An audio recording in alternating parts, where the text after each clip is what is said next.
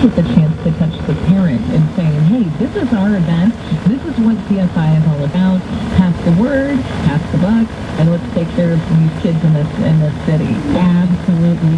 Well, and as Pete was talking about, it actually is future workforce development. Perhaps with They're a doofus, but one sucks, one's a slime ball. I'm afraid of what he was going to come up with next. Open line now at 888-727-BECK. Let me go to Johnny in Mississippi. Johnny, what's going on? Welcome. Not much. I'm sorry, Joe. How are you doing this morning? I'm living the dream, my friend. Talk to me. Well, I've got a little different view on these things. I'm an evangelical Christian, Marine Corps veteran, and I work in the oil and gas industry. Cool. And I lived over in the Middle East during the 80s. My father's in the oil field, so I'm carrying on that tradition. But I remember when Arafat came to town back in the 80s, and you didn't show your face if you were not Arab. And then he gets the Nobel Peace Prize later on for blowing people up.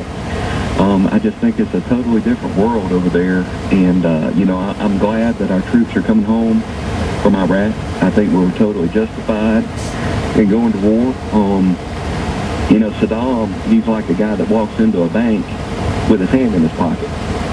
Does he really have a gun, or is that just his finger? Do you take that chance? We had a clear mission, but now that mission is skewed, and I just hope that our guys that we've lost over there, I've lost friends who were killed in Iraq and Afghanistan, and I just hope they haven't died in vain. But I am... Listen, I appreciate your service. The only problem I have with us pulling out of Iraq right now, and for me, I would have pulled out of Afghanistan first. As soon as we got Osama bin Laden, that's it, man. Job was done. Let's get the heck out of there. I don't know why we're still there. I would like to have seen us get out of there. If the job is done in Iraq, I'm happy that we're out of there. If the job isn't done, I'm not happy about it. The only fear I have is this feeling and these reports that Obama's pulling out of Iraq because they told us to. They don't get to tell us anything.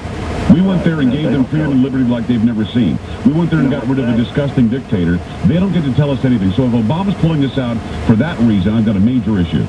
Right. If we had people walking around blowing folks up at our malls here in the States, we would not be hiding them. We would put them out. We would kill them ourselves. I just think, those people, I'm compassionate towards them, but they have to take ownership of their country. I hear you, and I appreciate you. They do have to take ownership of their country, but as long as they're set up for success and not failure. And again, I'm all for us, ending these wars and getting out of there victorious. If we're victorious, or getting out of there victoriously. And if we're not victorious in Afghanistan, we certainly were when we killed Osama bin Laden.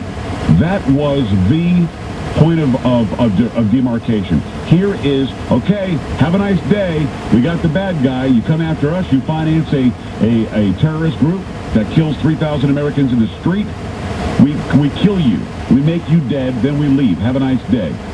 Take care, Afghanistan. When you find out that 61% of Afghani men don't know what happened on 9/11, what are we still doing there?